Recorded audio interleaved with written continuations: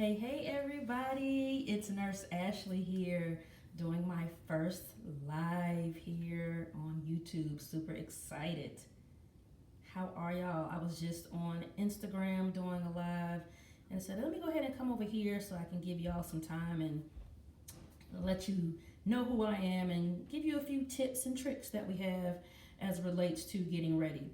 So today what I want to talk about in this live is cosmetic surgery, the good, the bad, and the ugly.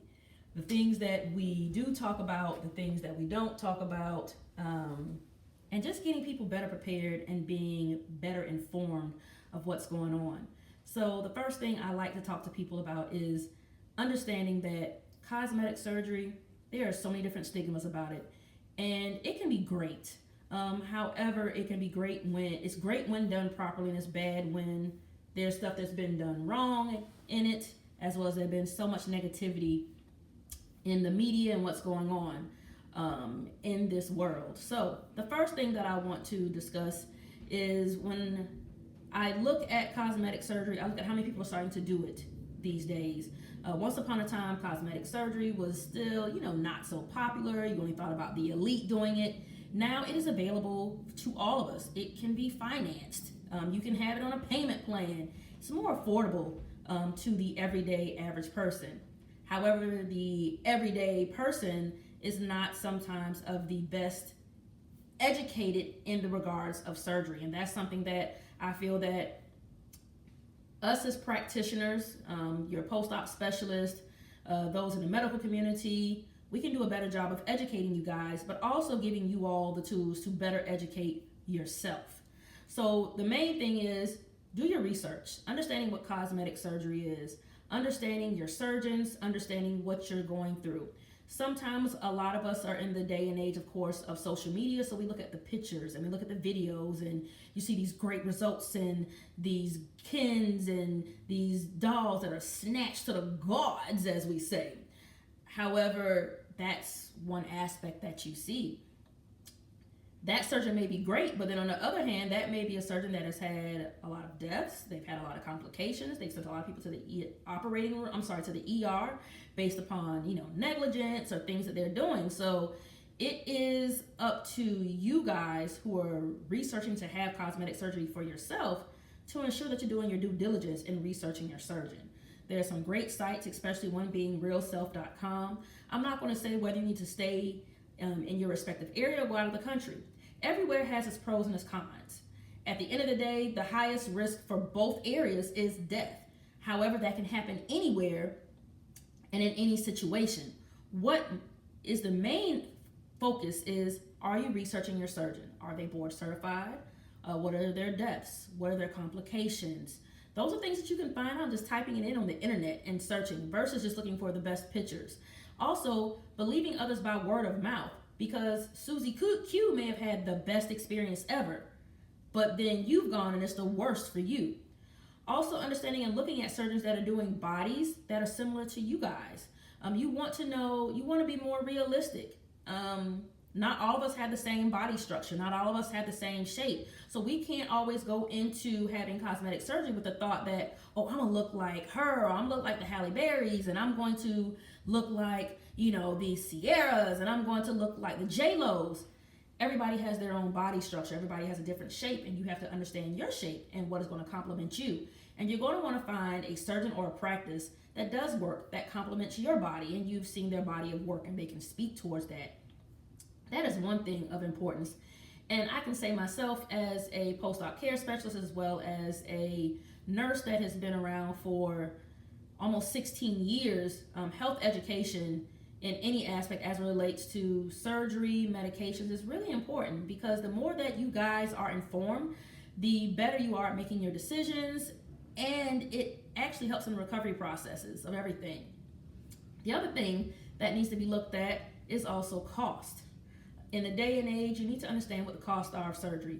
It is not just the surgery itself.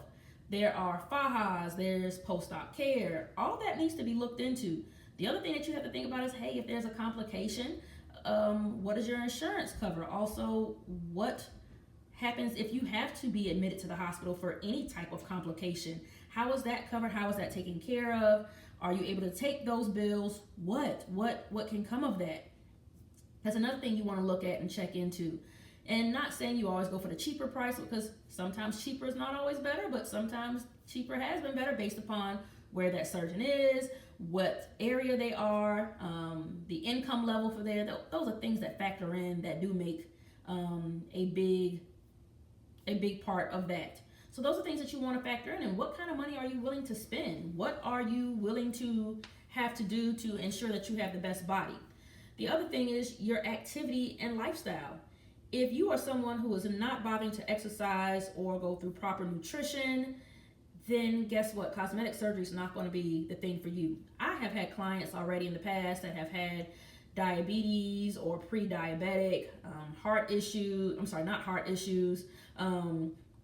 They've been told that, their cholesterol and all, and they're thinking that, oh, I go have cosmetic surgery, this is a fix. Well, your doctors are going to tell you that the cosmetic surgery is going to help towards your inches, not the pounds. They're going to encourage you to lose as much weight as you can to get as close to goal weight as possible. And that is for a reason. Because once you have surgery, yes, the fat cells are gone, but you didn't have liposuction everywhere.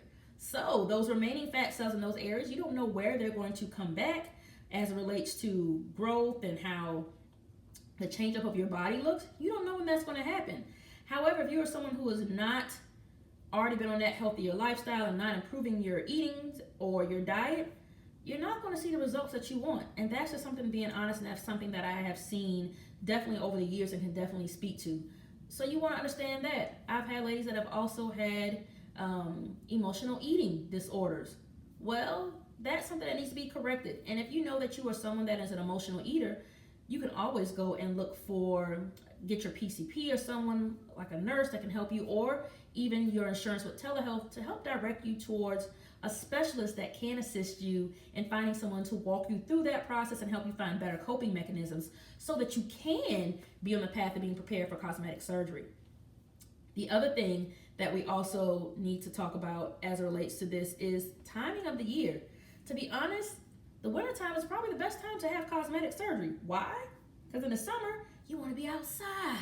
You want to look good. You want to show off your outfit. However, you got to wear that faja. And that faja is hot. And it is uncomfortable. And if you live in Georgia or any other southern state where it gets to be the temperature either hot or hot as hell, that faja is not your friend. The wintertime, you're in layers. You're not trying to show off everything. You give your body a little bit more time. Also, for those who have children, most children, you're out during the summertime, so you're having a large time off. The kids want to get out, they want to do stuff, but you just had surgery. You need to recover. It is a major surgery, no matter what. Awake lipo, general anesthesia, it is still a major surgery on your body. The wintertime, the activities is more related to winter. You're not really going out in that aspect. Also, looking for my families. If you are a parent, and you are the sole caregiver or the main caregiver for your child, and your child's of a younger age where they're a little bit more clingy to mom or dad and they want to be held a lot. If you're having something like an abdominoplasty, breast surgery, you're not going to be able to lift your baby and hold him or her like that. So you want to keep that into account. Sometimes this is not the best time if your family is not as active or not seen as more of that nurturer, especially for my moms. So that's something that you need to look at too before you go into having surgery. So these are things that I wanted to get on here and let you know more about so that you are better prepared, so that you're going into this, and also feel that we as post-op care providers, healthcare providers, if we're more honest with you guys and tell you the good, the bad, and the ugly, then you make better decisions. I have talked to people where they have decided that surgery is not the choice for them because they weren't ready. They did not discuss all these ins and outs, even from the healing standpoint. So being honest and having that. So if this was helpful to you as it relates to you looking for cosmetic surgery, even my providers that are saying, are getting frustrated with seeing the amount of ladies and gentlemen coming in that are frustrated from the way their surgery turned out. However, it was due to lack of education from definitely us in the healthcare field. We can help.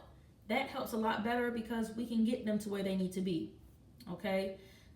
So for those of you who enjoy this, definitely go ahead and reach out to PurTi Body Sculpting. Even if you're not in the area, I would love to be able to sit down and talk to you guys and help you through this process, help direct you, help guide you, and answer those questions. So you can do that by contacting us on our website, and you can go ahead and type in where it looks for an appointment request, and you can request time to sit down and talk with Nurse Ashley. My assistant will get with you and get you on the books for us so we can help get you the right amount of information and help you be better prepared to achieve that body that you have been dreaming of and that you've been working so hard for.